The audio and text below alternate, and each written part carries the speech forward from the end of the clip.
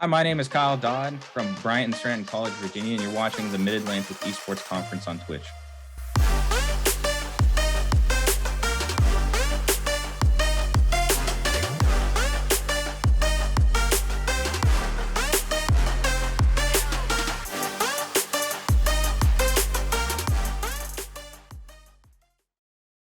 All right, welcome. I am your host, Rhea Cilia, and here with me today, I have Kyle Dodd, the Director of Esports from Bryant and Stratton College. Welcome, Kyle. How's it going today? It's going. Good to be here. Thank you for having me. Thank you for making time. I know you are super busy, as we just chatted a little bit ago. Thank you for showing us your fluffy coworkers. That was really important. Hopefully they're helping you out today and always. But yeah, thanks for being here. We'd love to talk to you about the esports program at your school, as well as MAC, obviously, which is what we're watching live today on Twitch. So first, just introduce yourself and tell us a little bit about your school's esports program. Awesome. Okay. Yeah, thank you for having me. As I mentioned, my name is Kyle Dodd. I'm the Director of Esports and Head Coach at Bryant and Stratton College, Virginia. We have two campuses in Virginia, in the Hampton Roads area, Virginia Beach and Hampton. So I came on board about 2 years ago. And since then, we really just hit the ground running across all of our esports. Our bread and butter when I first got to the school was Overwatch. But since then, we've definitely been trying to expand our pool and try to be as competitive as we can across multiple esports titles. This semester, the 2022-2023 school year, fielding Overwatch, Valorant, Rocket League, and Smash Brothers. I was trying to think. We have so many. So Smash Brothers is definitely one that a lot of our players have kind of, even if they didn't play the game, they've kind of they do now. They've taken interest in. So that's awesome. And how do you choose the games that y'all are going to focus on? Is it more like, do you try to follow national trends, like, oh, this is going to be really popular, there are going to be a lot of competitions with this game, so we should try to put together a team? Or is it more like student-led, where people show up and say, hey, this is the game I want to play, can we run it in the program?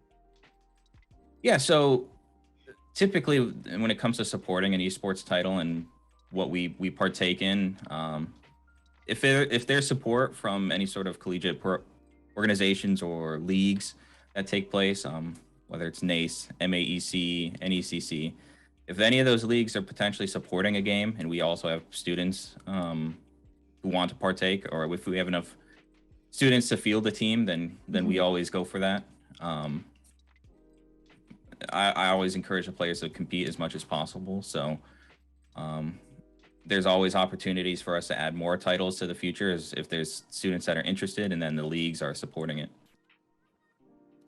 And how do you put together a team? Like, I guess, what is the size of your esports program, right? Do you have the sort of the competitive teams that go and compete in these championships and conferences that you were talking about, and also like intramural, more casual teams, or is it just focused on the competitive ones?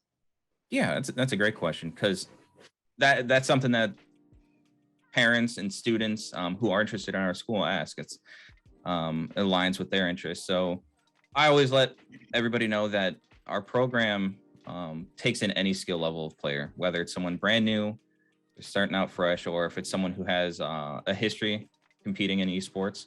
So I like to say that we're always welcome to bring on all skill levels of players. When it comes to building teams and rosters, our program right now has somewhere between, I believe it's 28 and 30 between our two campuses. We've basically doubled in size essentially since our last school year. So we're definitely growing. In terms of recruiting, we recruit nationwide. So we've had players come in from New York, Florida, California. We also bring in international students. Wow. We had a Canadian player, as well as currently one of our Valorant players is from Brazil. So when it comes to fielding, recruiting, putting together rosters, we try to pull from all aspects in the collegiate sphere. I think one reason why this is maybe potentially easier for us, and we're lucky enough to have the opportunities that we have, is because we do have esports scholarships. So with that and the support of our school, and shout out to my athletic director, he shows us so much support, and our campus director. Without them, I don't know if we would have gotten to where we have so far. Yeah, absolutely. That support on campus is really important because, I mean, at the end of the day, the capabilities of the program do come down to resources. And if the school isn't behind the program, then, there's only so much you can do. You're not going to go buy gaming PCs out of your own pocket to make this happen. So that makes sense. So that's your recruitment sounds pretty amazing. If it's, nationwide, also international. How do you run your recruitment practices? Like, is it mostly online through social media? Do you go to events? Like, what does recruitment look like at your school?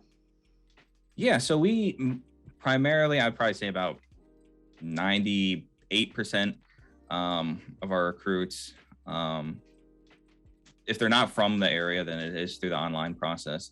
And I hold tryouts typically on an individual basis, because we just have, sometimes we'll have 3 or 4 people in the span of a month or a couple of weeks where they want to try out, and then there might be a dry spell, and then all of a sudden 10 more people want to try out. So I usually hold them on an individual basis, taking into all kinds of different factors, from VOD reviewing or gameplay review, speaking to the individual, actually having an interview and talking and getting to know the player.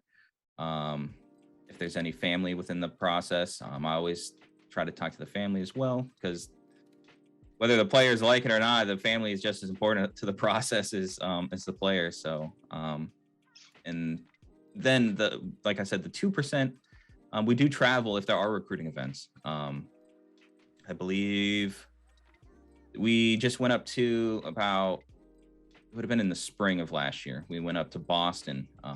There was a recruiting event up there. Took a couple of our players, and we also had the opportunity while we were there in the area, we went to PAX. So try to make try to make the most of the occasion. So whether it's in person or online or local, we always have our eyes open and trying to do our due diligence to recruit deserving and great players. That sounds awesome. And so the question I have for you is, with so much, I guess, variation in where people come from, right? Sort of, because somebody growing up in Florida is going to be different from somebody who grew up in Canada. What, if anything, do you do in your program to sort of create cohesion, to create that sense of community?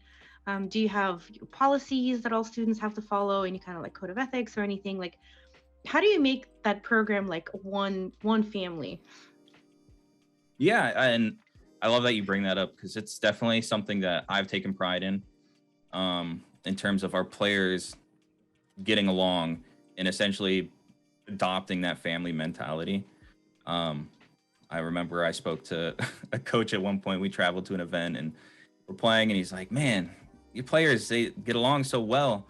And I'm like, "Huh? Yours don't?" And he's like, "Well, no, they just play with each other because they're on the same team." And I'm like, "Oh, wow. No, these guys really stick their neck out for each other, and they're always looking out for each other, whether that's in the game or in the classroom or just out in their everyday lives." So I do have rules. We have esports policies and everything like that.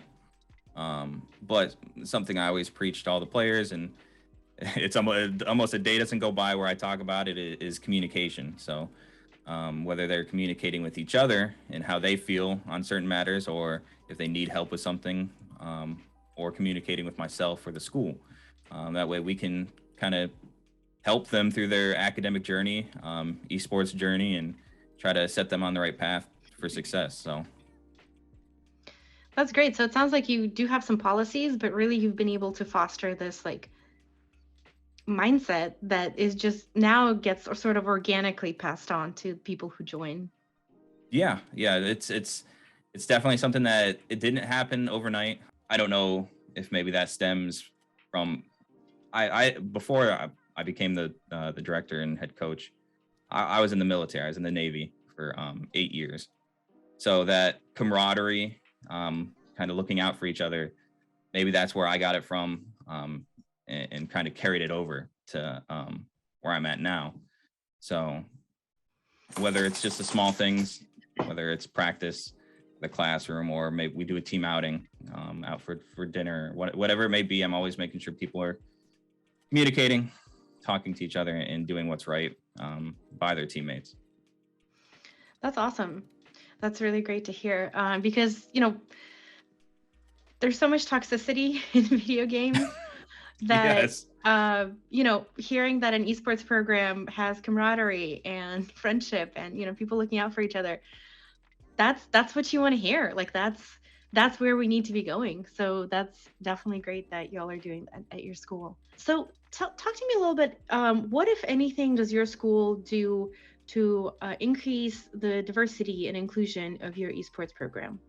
One of our players brought it up a while back, and we've been really trying to work towards that now. We are a relatively small school.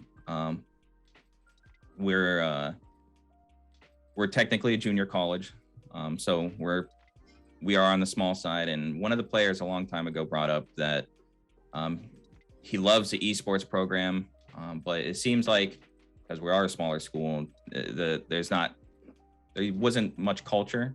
A lot of people, it's also during the COVID time, so people just kind of show up and leave, get in, get out, do what you got to do, and seem like a lot of people just pass each other by on a daily basis. So in terms of inclusivity and building a culture and being open to everybody, I think that kind of falls back on what we just touched on with communication and everyone being open to hearing out each other, being able to accept other people's thoughts, opinions, feelings, everything like that. So we are definitely very open to all kinds of mindsets and everything like that. I'm definitely always looking for diversity in the program.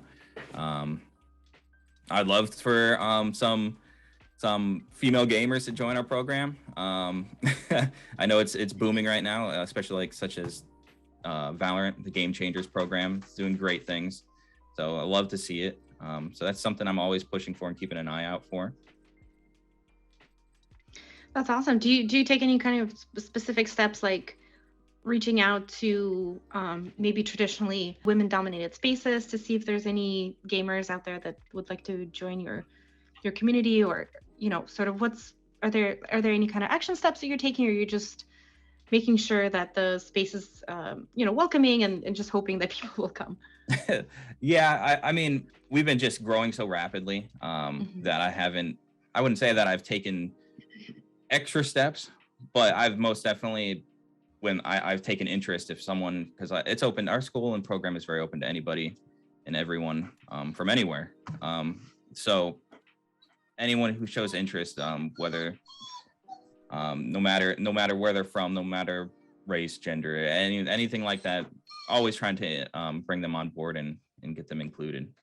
So, and I know you said that your program is small, but are you currently doing or thinking of doing anything that is is related to esports but isn't directly like competing, right? Because obviously, when we think of esports, we think of competitions and the esports athletes.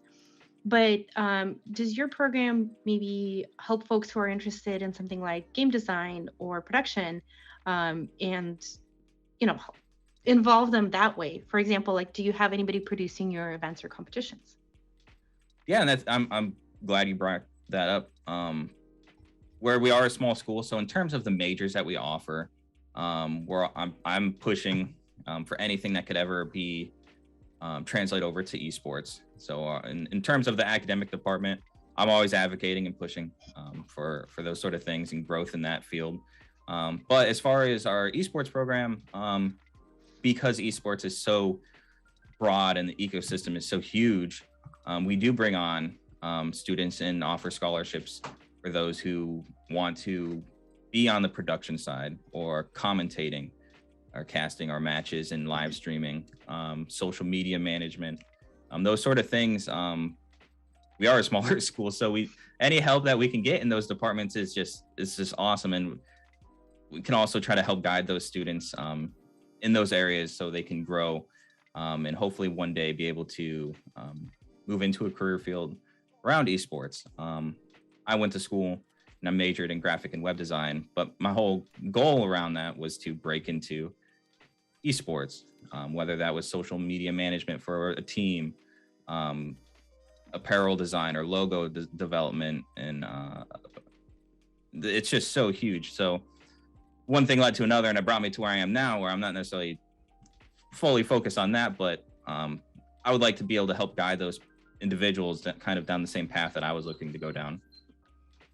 That's awesome that your dream came true. Like you said, it's not necessarily, design related, but you're in esports, so that's incredible. And I'm sure you can put your design skills to use to design like the logo for esports, or like maybe team merch, right? You can have like team hoodies or something. Have you thought about that?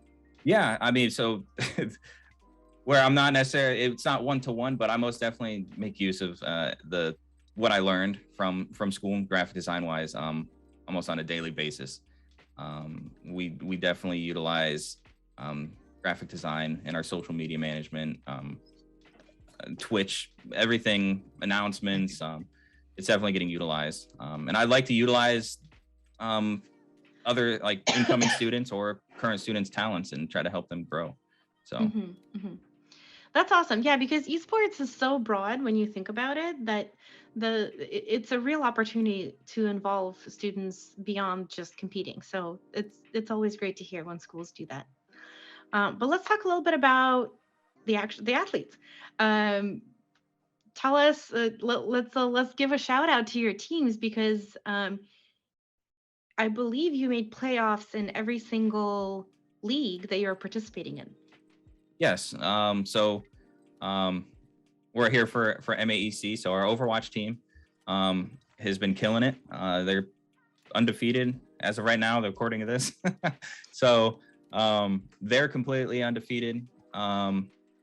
For the other leagues such as NACE and NECC, our Overwatch team had made playoffs in both of those. Our Valorant team, I was really hoping for our Valorant team to compete in the MAEC, but we've, between NACE, the NECC, CVAL, which happens on the weekends, and some other one-off tournaments that they've been taking part in, it was just scheduled so crazy. So I'd like to definitely shout out our Valorant team, and same with our Smash team. They've made playoffs in everything that they've done. Oh, I forgot to mention the NJCAA. Since we are a junior college, we compete in there as well.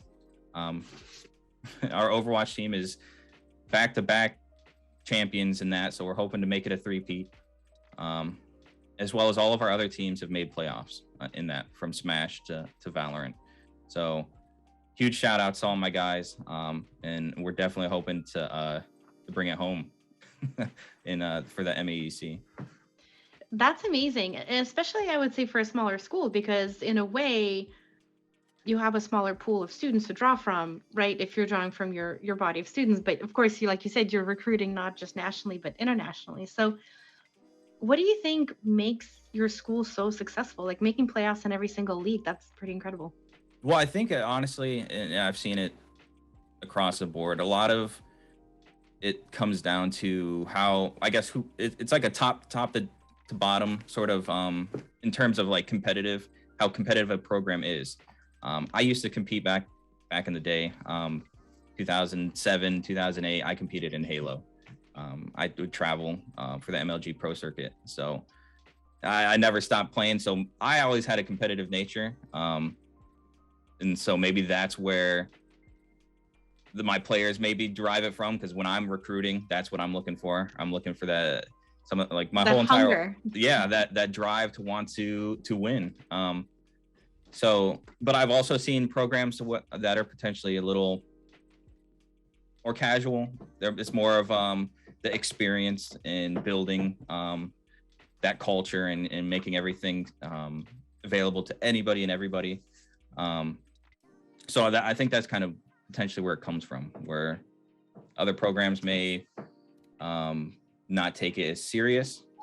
We most definitely want to be competitive. And it sounds like you are, especially with the scholarships. How common is that out in the field right now? Are esports scholarships hard to come by? Are they pretty common nowadays? What does it look like out there? I think it is starting to become more common. Now, in terms of the amount of a scholarship, I think that may vary. Our scholarships, because we are competitive, oftentimes it does fall on the student's skill level. Not 100% of the time, because we, like I had mentioned, we do bring on students for production purposes or commentating and stuff like that. All right, so there's also something really exciting happening with your team this weekend. Can you tell us about that? Yeah, so this upcoming weekend, we will be taking our Valorant team and our Smash team to DreamHack Atlanta. We've done it in previous years before COVID kind of shut it down. But this is the first time again that they've had it open. So we definitely are taking advantage of that, getting our players out there so they can get some real in-person experience. Because that is something that I would hope for one day that it's a little bit more prevalent in esports, is at least collegiate esports is the LAN experience. So this is something that's going to be huge for them. Our Valorant team will get to play. I think there's a 10K tournament, and then for Smash, our Smash players will play in the singles bracket and the doubles bracket. So that should be exciting, most definitely. That is really exciting. And like you mentioned, I also do hope that these in-person events, these LAN events, become more prevalent in the esports space, because esports by its nature, it's online, right? So, which is a good thing because people can participate from anywhere. And actually that's what made it, so popular during COVID times. That's actually when a lot of the esports programs at colleges took off because that was really the only competition people could participate in. But going and competing in person is different. I mean, it's a completely different experience. So the fact that your students have an opportunity to do that, that's amazing. Yeah. As I mentioned, when I traveled for Halo way back when, those are some of the greatest memories I have, being able to meet up with my teammates somewhere and then we compete over the weekend. It's amazing. So that sort of experience and those sort of memories, I want them to have and make, and to always fall back on and remember. So absolutely. So Kyle, what's next for your school's esports program? Do you have any specific projects that you're working on, or for example, looking to pick up another game title or anything like that? What we're focusing on, since we just had so much success with our Overwatch team, we're trying to replicate that success with our other titles. Valorant is probably the next biggest one. How it's just booming in everything right now, with the pro scene, the game changers, and now with CVAL, it's only up and who knows where it'll go. So Valorant is definitely a big one for us. Any new games that come out, we definitely like to incorporate them. We're always recruiting for some of those titles that may require less player sizes, such as Madden or 2K. So that's always somewhere an area that we like to recruit for. But yeah, hopefully, I mean, anything that comes out in the future that's exciting. I love team-based games, so I'm always hoping for more stuff such as Overwatch or Valorant. Yeah, absolutely. It's like you mentioned in the beginning, communication is the most important part of life, really. So those team-based games, they're not just fun because you're playing with other people, but they are also teaching you really important life skills. Yeah. So, because a lot of it's as cheesy as it sounds, a lot of those skills that they pick up in those games, communication skills, and those are some of the few things that can translate over to potentially real life. So yeah, I love the team coordinated esports titles. Absolutely. Absolutely. Well, Kyle, thank you so much for joining us today. It's always good to hear from you. Let's hope that your teams do well in the MAC this weekend.